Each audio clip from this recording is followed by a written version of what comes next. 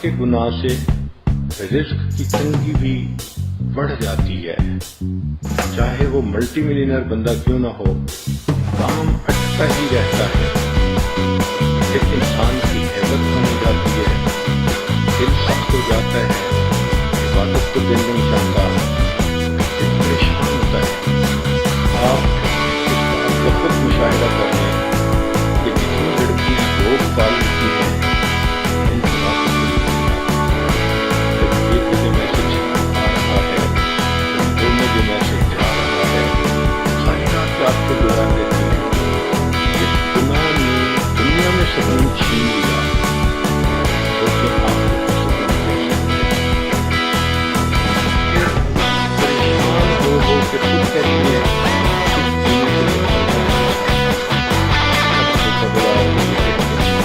اس جینے سے چین نہ پایا، اس لیے زنا کے بارے میں دو تین باتیں بہت اہم ہیں۔ پہلی بات حدیث مبارکہ سے پتہ چلتا ہے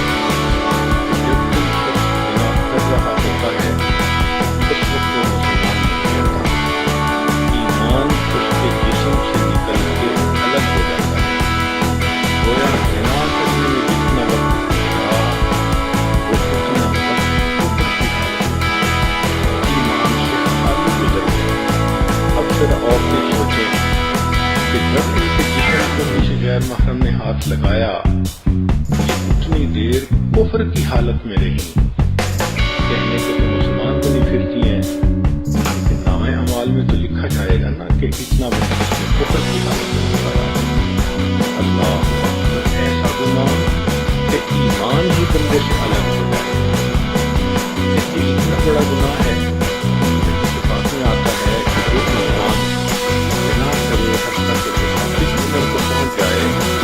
اس پر ساتوں آسمان اور ساتیں زمین میں لعنت کرتا ہے۔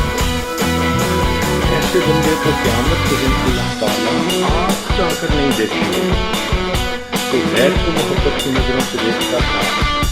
آج میں تیرے چہرے کو محبت کی نظر سے نہیں دیکھوں گا۔ یہ کتنی بڑی محرومی ہے کہ اللہ تعالیٰ اس شخص کے چہرے کو ہی دیکھنا پسند نہ کرے۔ علامہ مناوی رحمۃ اللہ علیہ کے دادا کہتے تھے کہ جو شخص زنا کا مرتکب ہوتا ہے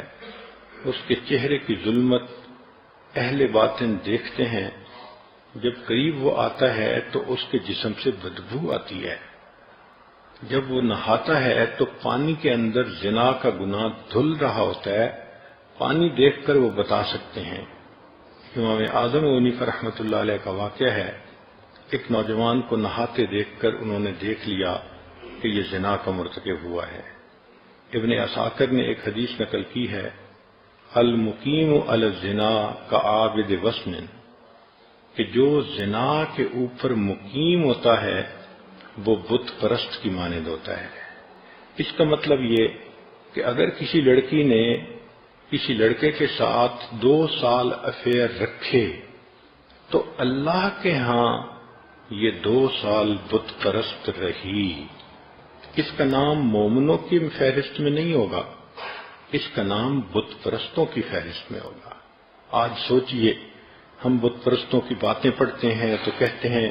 یہ ایمان سے محروم تھے، ایسا تو نہیں کہیں ہمارا نام ہی بت پرستوں میں لکھ دیا گیا ہو۔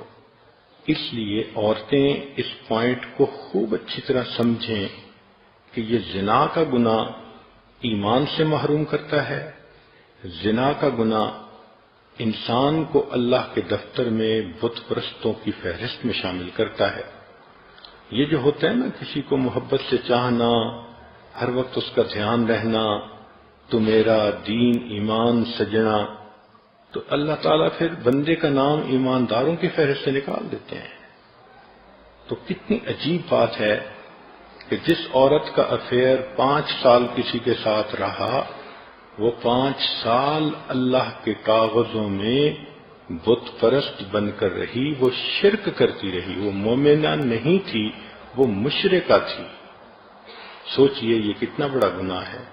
پھر اس کی سزا آخرت میں اتنی زیادہ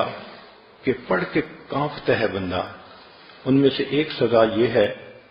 کہ جو زانیہ عورت ہوگی اور بغیر توبہ کے مر جائے گی تو جہنم میں اس کو فرشتے ایک غار کی طرف لے جائیں گے، اس غار کے اندر دھکا دے کر اس کے منہ کے اوپر چٹان رکھ دیں گے، وہ عورت نہیں نکل سکے گی۔ اس غار کے اندر بچھو ہوں گے، وہ بچھو اس کے جسم پر اس طرح لپٹیں گے جیسے شہد کے چھتے کے اوپر شہد کی مکھیاں ہوتی ہیں، اور اتنے بچھو ایک وقت میں اس کو کاٹیں گے، اس کو تکلیف ہوگی، مگر اللہ تعالیٰ کے کہیں گے کہ تو نے وہ گناہ کیا کہ جس گناہ کی وجہ سے تیرے انگ انگ نے مزے لیے تھے، آج تیرے انگ انگ میں زہر جائے گا اور اس کو جا کر تکلیف پہنچائے گا۔ سوچئے، اکیلا ہوگا، بچھو کاٹ رہے ہوں گے، آج تو کوئی مکھی کاٹ جائے شہد کی تو درد برداشت نہیں ہوتا، بچھو کاٹیں گے اور اتنے زیادہ بچھو ایک وقت میں کاٹیں گے، جسم کی کیا حالت ہوگی۔ چند لمحوں کی لذت کی خاطر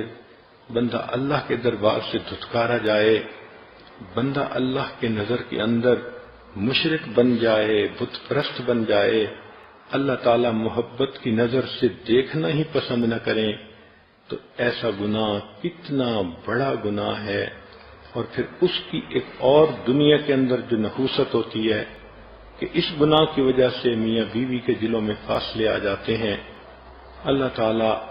اس گناہ سے بچنے کی توفیق عطا فرمائے۔